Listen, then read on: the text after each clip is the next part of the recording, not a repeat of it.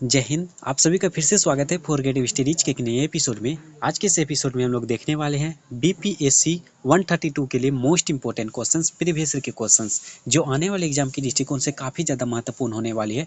ये सेशन आप सभी के लिए काफ़ी ज़्यादा महत्वपूर्ण होने वाली है। क्यों? क्योंकि इस सेशन के माध्यम से हम लोग जानने वाले हैं कि कौन कौन से क्वेश्चन पूछे जा चुके हैं और कहाँ से क्वेश्चन पूछे जाते हैं, किस टॉपिक से ज़्यादातर क्वेश्चन पूछे जाते हैं, कहाँ से हम लोग को तैयारी करनी चाहिए और किन किन बिंदुओं पर हमें ध्यान देनी चाहिए। इन तमाम तथ्यों पर हम लोग एक एक करके डिटेल से चर्चा करने वाले हैं और आपका बहुत कम समय में यानी कि बहुत कुछ समझाने की कोशिश करूंगा। ये सेशन बहुत ही छोटा होगा और इस छोटे सेशन में ही आपको बहुत कुछ सीखने को मिलेगा, बहुत कुछ जानने को मिलेगा। तो मेरी बातों को ध्यानपूर्वक सुनने की कोशिश कीजिए, ठीक है?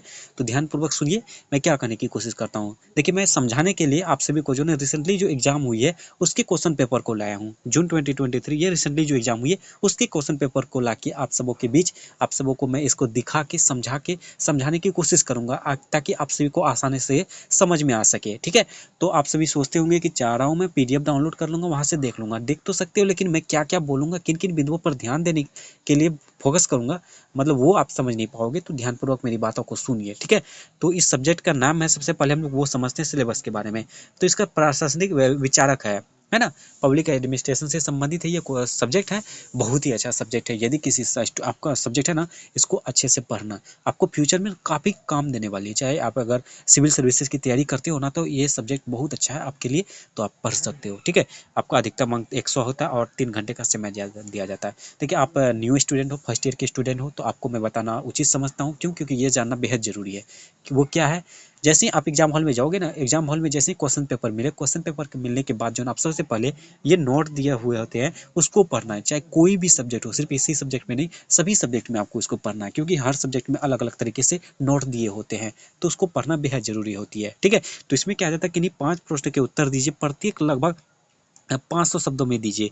प्रत्येक भाग में 2 प्रश्न अवश्य कीजिए। सभी प्रश्नों के अंक समान है, ठीक है? टोटल 5 सवालों के उत्तर देने हैं। प्रत्येक खंड से 2-2 सवाल बनाने हैं कम से कम, है ना? तो इस तरह से आपके बनाने होते हैं। कुछ-कुछ सब्जेक्ट में ऐसे होते हैं कि आपको कहा जाता है कि प्रथम प्रश्न बनाना अनिवार्य है, तो उस तरह से आप बनाना है, ठीक है? तो उसके बाद इसको देख सकते हो, ठीक है? तो आप एग्जाम हॉल में देना। देखिए, इसके बाद जो एक और सेशन अभी जस्ट आने वाली है, ईवीएस का, BEVAE 181। आप सबों का ये सब्जेक्ट होगा BEVAE। और ये सब्जेक्ट जो बहुत ही इंपॉर्टेंट है ना, बहुत ही ज़्यादा। मतलब ये क्यों इंपॉर्टेंट है? क्योंकि ये सब्जेक्ट जो है आपके एमसीक्यू होती है, ऑब्जेक्टिव टाइप के होते हैं, और आपके सीनियर जो बहुत सारे सब्जेक्ट में, मतलब इस सब्जेक्ट में फेल हो चुके हैं। तो आप ऐसी गलती ना करना, इसलिए मैं बोल रहा हूँ बार बार। हाँ, तो आप वो सेशन जरूर ज्वाइन कीजिएगा, ठीक है? उस सब्जेक्ट पर ज़्यादा से ज़्यादा फोकस कीजिए, ओके? तो चलिए हम लोग देखते हैं इसमें, इस सब्जेक्ट के बारे में। तो पहले कुछ क्वेश्चन को देख लेते हैं, उसके बाद हम लोग आगे की प्रक्रिया समझेंगे। जो जो तथ्य बताए थे उसके बारे में समझेंगे।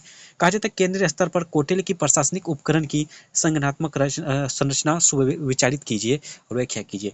देखिए, ये क्वेश्चन हो गया। उसके बाद कहता है गांधी जी के ट्रस्टीशिप सिद्धांत के परीक्षण कीजिए। देखिए, हम लोग 2 सवालों को देखें, आपको क्या क्या करना है। ये क्वेश्चन सब तो देखना ही है।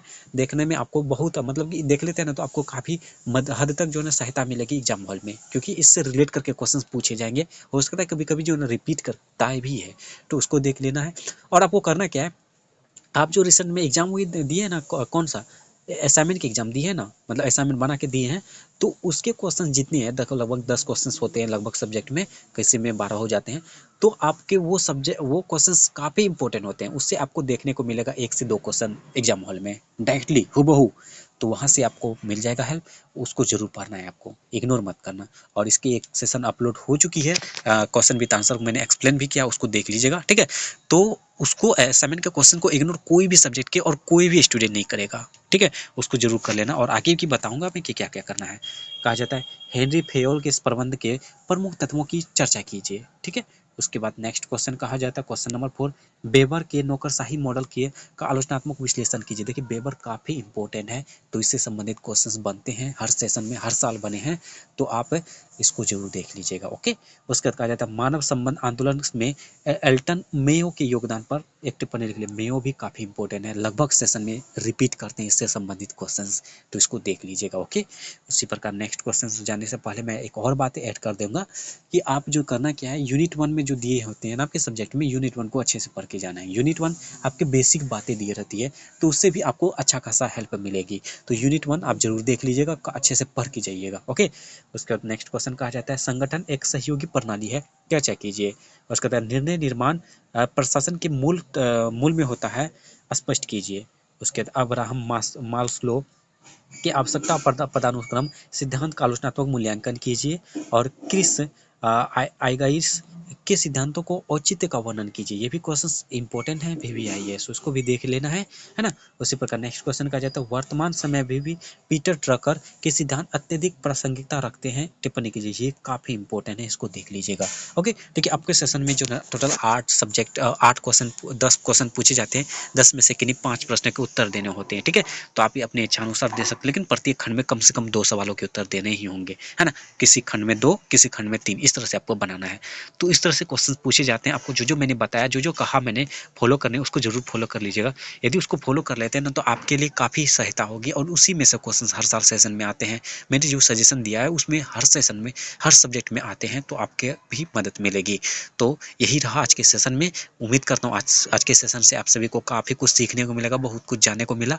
और एक रिक्वेस्ट है, जो भी चैनल में पहली बार आए हैं और चैनल को सब्सक्राइब नहीं किए हैं, तो प्लीज़ चैनल को सब्सक्राइब जरूर कर लीजिए और बेल आइकन को जरूर हिट करें। सेशन अच्छा लगे तो लाइक जरूर कीजिए। कमेंट के माध्यम से अगर किसी प्रकार का डाउट हो या किसी और सब्जेक्ट की क्लासेस चाहिए तो कमेंट बॉक्स में कमेंट कीजिए और अपने दोस्तों को भी ज़्यादा से ज़्यादा शेयर कीजिए। चलिए मिलते हैं नेक्स्ट सेशन में, तब तक के लिए थैंक यू। जय हिंद।